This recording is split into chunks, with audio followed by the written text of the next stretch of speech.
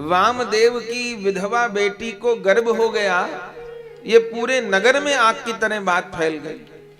और जो दुष्ट लोग थे, कुछ लोगों को निंदा करने में, सुनने में बहुत आनंद आता है।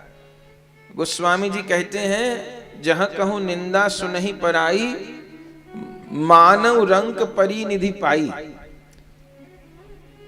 कोई कोई ऐसे होते हैं, उनको निंदा सुनने पर या निंदा की कोई बात जानने पर ऐसा लगता है जैसे किसी कंगाल को सोना मिल गया हो, खजाना मिल गया हो, इतने खुश होते। तो जो दुष्ट लोग थे उनके पास तो कोई चर्चा ही नहीं रह गई। अब पर रात दिन एक ही बात, अरे छिपा की बेटी का सुना, वामदेव की बेटी का सुना, बाप बड़ा भगत बनता था, बेटी बड़ी भगत बनती थी, सुना है विधवा को गर्भ है। घर घर में बात होने लगी। लेकिन वामदेव जी को नहीं पता वो क्या काम करते थे। अभी हमने सुना वो कपड़ा छापने का काम करते थे। कपड़ा छापते थे, गरीब आदमी थे, कपड़ा छापते थे और फिर दूर बाजार में बेच के आते थे। उसी से जो मुनाफा होता था उसी से दाल रोटी चलती थी। लेकिन अब जब वामदेव बाजार में कपड़ा बेचने जाएं तो लोग उनको व्यंग करें। अरे आ गए सती के पिता, अरे आ गए भगत जी। लोग कहते, और वामदेव जी कैसे हो, और तुम्हारी बेटी कैसी है। वामदेव जी को लगा कि ये सब लोग मेरी बेटी के लिए क्यों पूछते हैं कि बेटी कैसी है, आज तक तो किसी ने नहीं पूछा। तो उन्होंने एक व्यक्ति से कहा कि मैं बाजार जाता हूं, लोग मुझे देख के हंसते हैं, कहते हैं आ गया सती का बाप, तेरी बेटी कैसी है, क्या करती है। तो लोग ऐसा क्यों मुझसे कह रहे हैं। तब एक भले आदमी ने कहा, वामदेव जी आपको खबर नहीं। बोले नहीं। बोले पूरे नगर में बात फैल गई है कि आपकी बेटी गर्भवती है।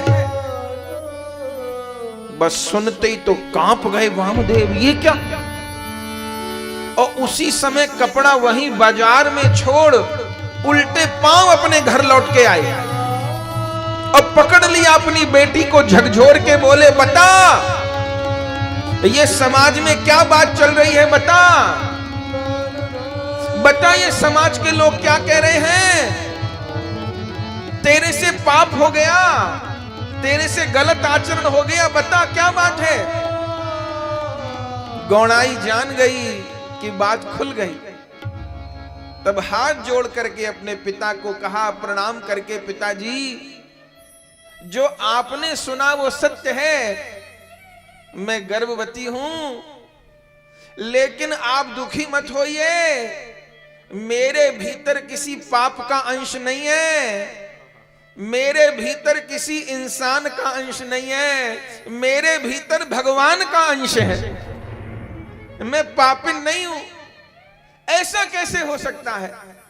गोड़ाई ने कहा, पिताजी आप ही तो कहते थे कि भगवान को पति मानो, मैंने श्री कृष्ण को ही अपना पति माना है, मैंने कन्हैया को पति माना और उनसे रात दिन प्रार्थना करती थी, मुझे एक संतान चाहिए, मुझे एक पुत्र चाहिए। तो ठाकुर जी कृपा करके मेरी गोद भर के गए हैं और मेरे भीतर गर्भ धारण के लक्षण प्रकट हुए हैं। अब सुनकर के वामदेव अवाक, ऐसा कैसे हो जाएगा।